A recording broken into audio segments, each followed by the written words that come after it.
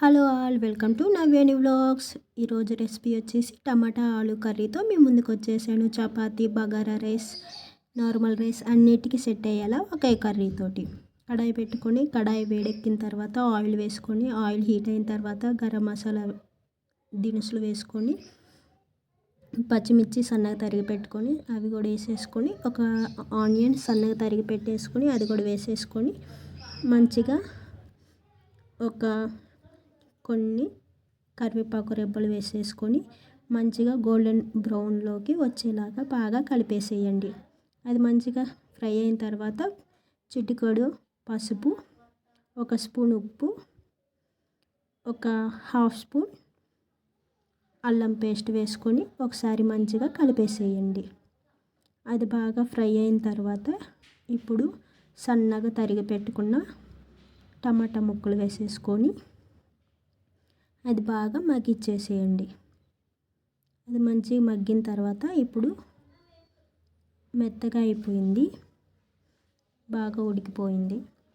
ఇప్పుడు మనకి కర్రీలోకి సరిపడినంత కారం మంచిగా సెట్ అయ్యేలాగా ఎక్కువ వేసుకోండి. సగం 1/2 స్పూన్ ధనియాల పౌడర్, చిటికెడు గరం మసాలా అన్నీ వేసుకొని ఒకసారి మంచిగా ఆ మసాలా మొత్తం ఫ్రై అయ్యేలాగా ఫ్రై చేసుకోండి. అది కొంచెం బాగా ఫ్రై అయిన తర్వాత ఇప్పుడు మనకు కావాల్సినన్ని వాటర్ పోసుకొని ఒక 2 మినిట్స్ అట్లాగా మరగనివ్వండి.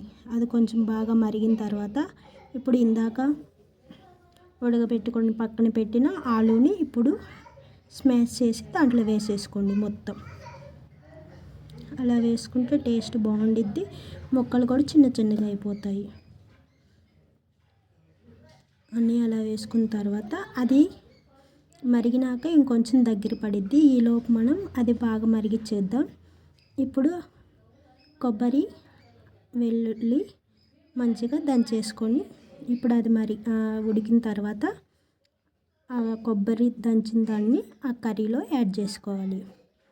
ఇప్పుడు కొంచెం ఫ్లేవర్ కోసం కొత్తిమీర, అది మంచిగా 2 మినిట్స్ దగ్గర పడేదాకా ఉంచేసేయండి. అది ఆరిపోయినాక ఆ గ్రేవీ ఇంకా దగ్గర పడిద్ది, కొంచెం వాటర్ ఎక్కువ వేసుకున్నా పర్లేదు. ఇప్పుడు కర్రీ రెడీ అయిపోయింది.